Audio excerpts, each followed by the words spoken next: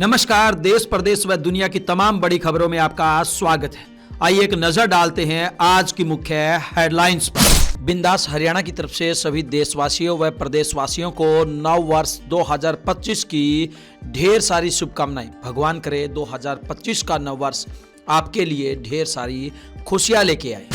देश भर में लोगों ने कैसे मनाया नव वर्ष 2025, बताएंगे 2025 में क्या कुछ रहेगा खास।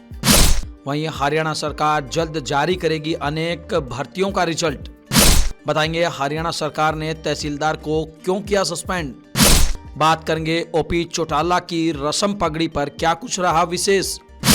बात करेंगे हरियाणा में रिटायर्ड अफसर को पत्नी संग क्यों बनाया बंधक, बताएंगे मंत्री अनिल विज ने खट्टर का फैसला क्यों पलटा। वहीं हरियाणा में नए साल का आगाज होगा धुंध से, बताएंगे क्या कुछ रहेगा मौसम का मिजाज। बताएंगे क्यों खत्म नहीं हो रहा पूर्व प्रधानमंत्री मनमोहन सिंह को लेकर विवाद। बात करेंगे भाजपा ने केजरीवाल को भूल भुलैया फिल्म का छोटा पंडित क्यों बताया। बताएंगे कहां पर हुआ देश के पहले समुद्री गिलास ब्रिज का उद्घाटन। बताएंगे पिछले 10 दिन से 150 फीट गहरे गड्ढे में गिरी चेतना को लेकर क्या हुई बड़ी चूक। वहीं सैनिक स्कूल में प्रवेश परीक्षा के लिए तिथि हुई जारी, बताएंगे क्या कुछ है अपडेट। अब देखिए खबरें विस्तार से। पूरी दुनिया की तरह भारत में भी बड़ी धूमधाम से मनाया गया नव वर्ष 2025। लोगों ने 2024 को बाय बाय कहा तो 2025 का झूमकर किया स्वागत।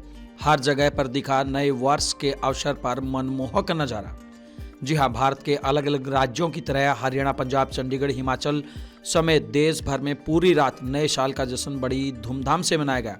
पानीपत में पंजाबी सिंगर दिलनूर, लुधियाना में दिलजीत दोसांझ और चंडीगढ़ में सतिंदर सरताज का लाइव कंसर्ट रहा। वहीं शिमला के रिज मैदान पर भी पूरी रात जश्न मनाया गया।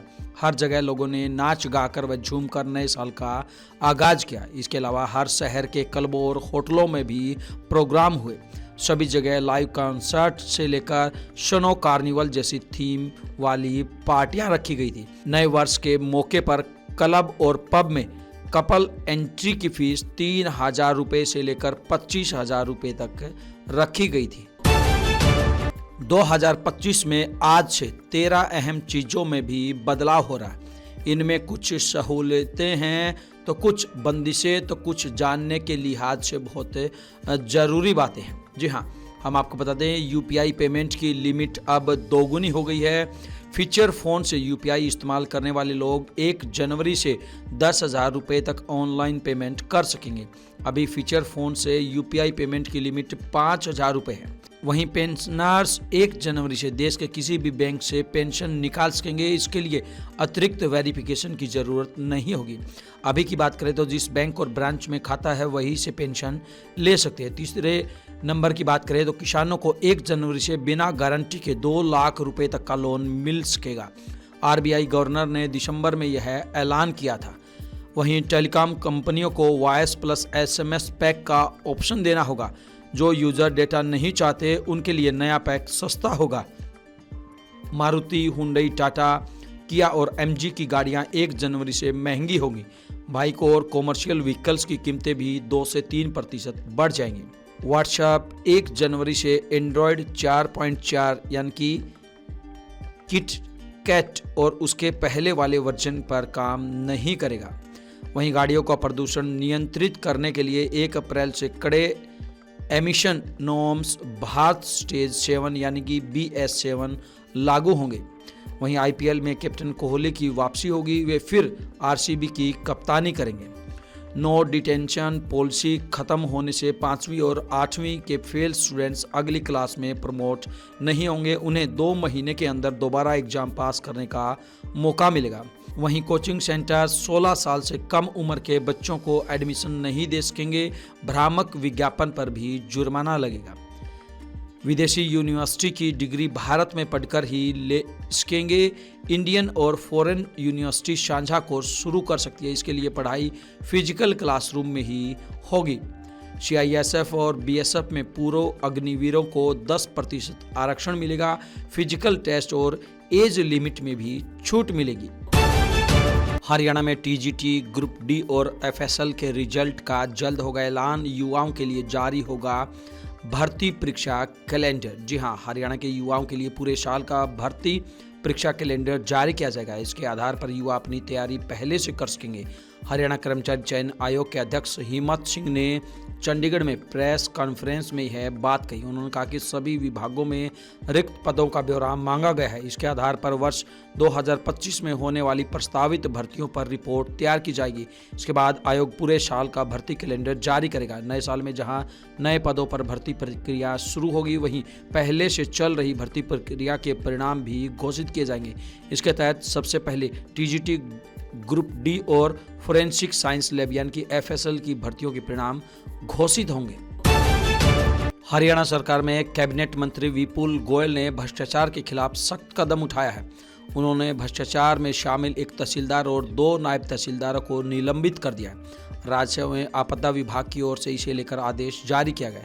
इस आदेश के अनुसार फतेहाबाद में रतिया के तहसीलदार विजय कुमार को तत्काल प्रभाव से सस्पेंड किया गया। वहीं महेंद्रगढ़ में सतनाली के नायब तहसीलदार रघुवीर सिंह और गुरुग्राम में कादीपुर के नायब तहसीलदार अमित कुमार यादव को निलंबित किया गया। हरियाणा के 5 बार सीएम रहे ओपी चौटाला की रस्म पगड़ी और श्रद्धांजलि सभा सिरसा के चौटाला गांव में संपन्न हुई, जिसमें भाजपा के राष्ट्रीय अध्यक्ष व केंद्रीय मंत्री JP Nadda, governor Bandaru Dattatreya, CM Nayab Saini, Punjab के पूर्व डिप्टी सीएम सुखबीर सिंह बादल, पूर्व वित्त मंत्री मनप्रीत बादल भी पहुंचे। उन्होंने चौटाला के हरियाणा की राजनीति में दिए योगदान को याद किया। सभा में ओपी चौटाला के जीवन पर 5 मिनट की डॉक्यूमेंट्री भी दिखाई गई, जिसके अंत में ओपी चौटाला का अभय चौटाला को इनेलो का उत्तराधिकारी घोषित करने का पुराना वीडियो भी दिखाया गया। इस सभा में किसान नेता राकेश टिकैत ने पूरे परिवार को एकजुट होने की अपील की। उन्होंने कहा कि सरकार का ही नारा है कि बटोगे तो कटोगे, इसलिए परिवार को इकट्ठा होना चाहिए। हरियाणा के फरीदाबाद में पुलिस कमिश्नर आवास से चंद कदम दूरी पर बदमाशों ने रक्षा मंत्रालय से रिटायर्ड बुजुर्ग व उनकी पत्नी को घर में बंधक बना लिया। दोनों से 2 घंटे तक हाथ पैर बांधकर मारपीट की गई। इसके बाद घर से कैश, गहने और विदेशी घड़ियां लूट ली गई। बदमाशों ने बुजुर्ग के बैंक अकाउंट से अपने खाते में 1.5 लाख रुपए भी ट्रांसफर कर लिए। लुटेरों के जाने के बाद दंपत्ति ने शोर मचाया। इसके बाद पड़ोसी पहुंचे और दोनों के हाथ पैर खोले गए। इसके बाद पुलिस को घटना की सूचना दी गई। पुलिस ने बुजुर्ग दंपत्ति को निजी अस्पताल में भर्ती कराया, जहां अब उनकी हालत स्थिर है। बुजुर्ग की शिकायत पर पुलिस ने बदमाशों के खिलाफ केस दर्ज कर जांच शुरू कर दी। आरोपियों की पहचान के लिए आसपास के सीसीटीवी कैमरे खंगाले जा रहे हैं। आइए बात करते हैं अनिल विज ने खट्टर के फैसले को क्यों पलटा। जी हां, हरियाणा परिवहन विभाग जल्द पुलिस तंत्र से मुक्त हो जाएगा। अनिल विज के परिवहन मंत्री बनने के बाद लंबे समय से विभाग में रीजनल ट्रांसपोर्ट अथॉरिटी यानी कि आरटीए व अन्य पदों पर तैनात पुलिस अफसरों व कर्मियों को हटाने की कवायद शुरू हो गई है। पहली प्रक्रिया में मोटर व्हीकल अफसर के तौर पर तैनात पुलिस इंस्पेक्टरों को वापस कर दिया गया है। विभाग के नए प्रस्ताव में पहले की तरह विभागीय कर्मियों की ही तैनाती की जाएगी, जबकि आरटीए के पदों पर एचसीएस अफसरों को तैनात करने की सिफारिश की गई है। मनोहर खट्टर ने मुख्यमंत्री रहते हुए परिवहन विभाग में आरटीए के पदों पर गैर एचसीएस आरटीए लगाए थे। ऐसे में गैर एचसीएस का मामला खत्म करने के लिए फिर से नियमों में बदलाव करना पड़ेगा। हरियाणा में नए साल का आगाज धुंध के साथ होगा। कड़ाके की ठंड को देखते हुए मौसम विभाग ने 14 जिलों में कोल्ड डे के साथ कोल्ड वेव का येलो अलर्ट जारी किया। इनमें हिसार, सिरसा, फतेहाबाद, नूंह, रेवाड़ी, महेंद्रगढ़, अंबाला, कुरुक्षेत्र, करनाल, कैथल, पलवल, जींद, भिवानी व चरखी दादरी शामिल है। मौसम विभाग ने 3 जनवरी तक हरियाणा में शीतलहर चलने की संभावना जताई है। इसके चलते न्यूनतम तापमान में 3 से 5 डिग्री की गिरावट आ सकती है। पूर्व प्रधानमंत्री डॉक्टर मनमोहन सिंह के स्मारक को लेकर विवाद तेज हो गया। सिख समुदाय के वरिष्ठ नेता और राष्ट्रीय अल्पसंख्यक आयोग के पूर्व अध्यक्ष तरलोचन सिंह ने डॉक्टर मनमोहन सिंह की पत्नी गुरशरण कौर को चिट्ठी लिखी है। तरलोचन सिंह ने लिखा, आप जानती है कि सिख धर्म में समाधि या स्मारक की अनुमति नहीं है। सिख धार्मिक नेताओं ने पूर्व राष्ट्रपति ज्ञानी जैल सिंह के लिए भी समाधि को स्वीकार नहीं किया था। इसी लेकर सुझाव है कि पूर्व प्रधानमंत्री डॉक्टर मनमोहन सिंह के समुदाय और परिवार को उनके नाम पर शैक्षणिक संस्थान स्थापित करने का प्रस्ताव रखना चाहिए। उन्होंने चिट्ठी में आगे लिखा कि डॉक्टर मनमोहन सिंह इकोनॉमिक्स के विद्वान थे। ऐसे में दिल्ली में उनके नाम से international doctor Manmohan Singh school of economics या doctor Manmohan Singh school of administration बनाने की मांग रखनी चाहिए, जहां विभिन्न देशों के युवा आकर पढ़ाई कर सकेंगे और डॉक्टर मनमोहन सिंह का नाम हमेशा के लिए याद किया जाएगा। दिल्ली विधानसभा चुनाव से पहले अरविंद केजरीवाल ने राजधानी में पुजारी ग्रंथि योजना लॉन्च की। केजरीवाल ने कश्मीरी गेट के मरघट वाले बाबा के मंदिर में पत्नी के साथ दर्शन किए और वहां के पुजारी का पहला रजिस्ट्रेशन करवाया। योजना के तहत पुजारियों ग्रंथियों को हर महीने 18,000 रुपये सैलरी देने का वायदा किया गया। भाजपा ने एक्स पर एक पोस्ट जारी किया जिसमें अरविंद केजरीवाल को भूल भुलैया फिल्म के छोटा पंडित यानी कि राजपाल यादव के किरदार में दिखाया गया।